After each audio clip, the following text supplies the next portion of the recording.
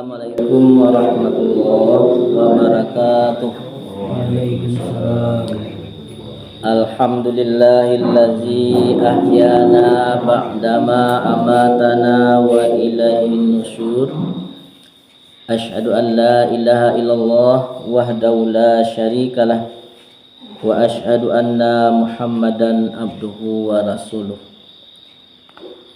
Pertama, marilah kita bersyukur kepada Allah Subhanahu wa taala yang telah melimpahkan rahmat dan nikmatnya untuk kita semua sehingga kita dapat hadir bersama-sama di pagi hari ini dalam menunaikan kewajiban kita sebagai hamba Allah.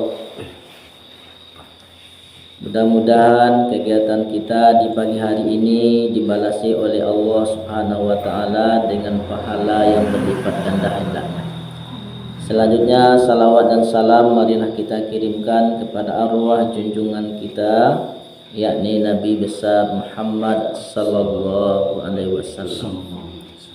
Salah satu keistimewaan kita seringnya bersalawat kepada Nabi Muhammad sallallahu alaihi wasallam, kita akan dikenali oleh Rasulullah sallallahu alaihi wasallam di akhir kelak sebagai umatnya. Jadi umatnya yang sering bersalawat kepada beliau akan diberikan syafaatnya nanti. Mudah-mudahan kita semua mendapatkan syafaat dari Rasulullah sallallahu alaihi wasallam. Baiklah Bapak Ibu semuanya, pada pagi hari ini kita akan coba menyampaikan sebuah hadis dari Rasulullah sallallahu alaihi wasallam yang kira-kira bunyinya, iza mata ibnu adam inqata'a amaluhu.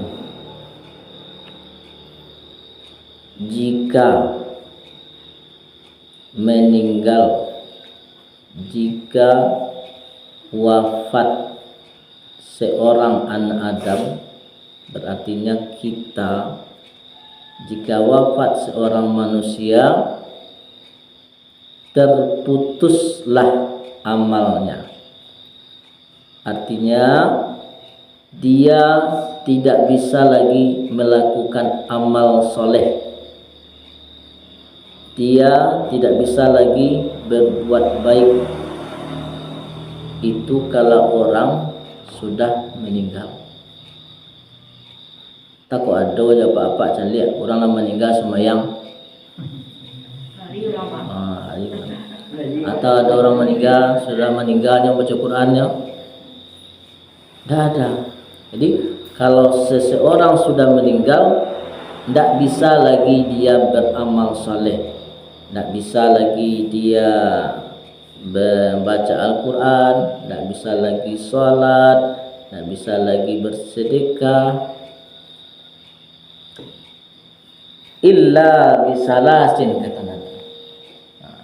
Artinya dengan bersolat dia bisa mendatangkan pahala, dengan membaca Al-Quran dia bisa mendatangkan pahala. Itu kalau seseorang sudah meninggal, tidak bisa lagi itu. Lalu ada, kata Nabi Muhammad sallallahu alaihi wasallam, yang seseorang itu bila sudah meninggal tapi dia masih mendapat transfer. Jadi bila dia seseorang itu sudah meninggal tapi dia terus dapat pahala. Apa itu? Ada 3 amalan yang bisa pahalanya terus mengalir kepada kita walaupun kita sudah meninggal dunia. Kalau sholat, tidak ada lagi. Sholat itu kita dapat pahala ketika kita sholat. Membaca Al-Quran kita dapat pahala ketika baca Al-Quran.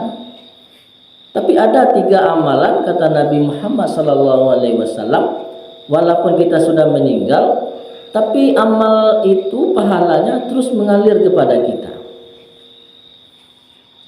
Apa itu? Yang pertama, kata Rasulullah SAW, yaitu amalan yang kita lakukan sewaktu hidup berbentuk sadaqatun jariyah. Sadaqatun jariyah. yang para ulama tafsirkan di sini adalah harta yang kita berikan di jalan Allah dalam bentuk wakaf. Harta yang kita berikan di jalan Allah dalam bentuk wakaf. Jadi Bapak Ibu semuanya, harta dalam bentuk wakaf itu adalah harta yang kita berikan, yang harta itu bisa bertahan lama, bisa diambil manfaatnya, bisa digunakan oleh manusia. Inilah yang disebut dengan harta wakaf. Bila kita menginfakkan harta dalam bentuk wakaf ini, inilah pahalanya yang terus mengalir kepada kita semua. Itu makanya kalau ada orang berwakaf, kalau ada orang berwakaf kepada pengurus masjid dan musala, maka harta itu harus dibelikan untuk wakaf itu, apa yang diniatkan itu. Misalnya ada orang berwakaf, saya berwakaf sebuah tikar, mungkin tidak sempat dia tak tolong kepada pengurus masjid untuk membelikan sebuah tikar itu, harus dibelikan itu.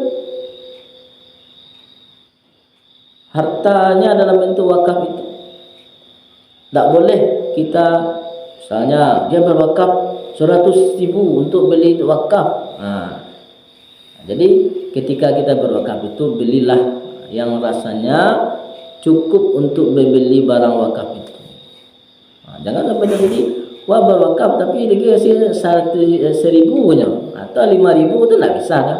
Jadi ketika kita berwakaf itu, belilah yang bisa dimanfaatkan oleh orang dengan harta wakaf tersebut.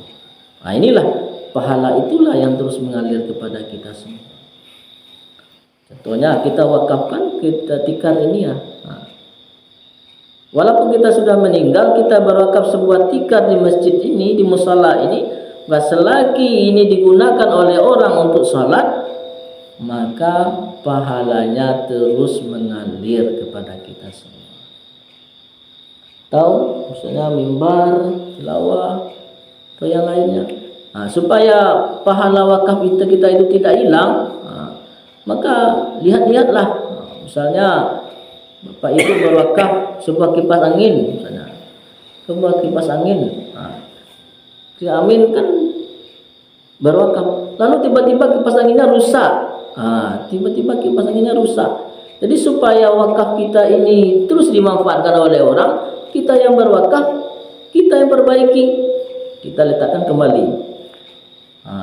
Jangan sampai terjadi kita berwakaf terjebak kipas angin, lalu kipas anginnya rusak, lalu diperbaiki, tentulah tidak sempurna lagi barang wakaf kita. Begitulah di dalam agama yang diajarkan, perbanyaklah kita melakukan, menginfakkan barang-barang wakaf yang berguna untuk umat manusia. Jangan sampai terjadi kita punya harta yang banyak, punya kekayaan yang banyak, tapi tidak pernah kita serahkan di jalan Allah dalam bentuk wakaf ini. Pernah saya lihat itu seseorang yang punya kekayaan berlimpah ruah, lalu dia bikin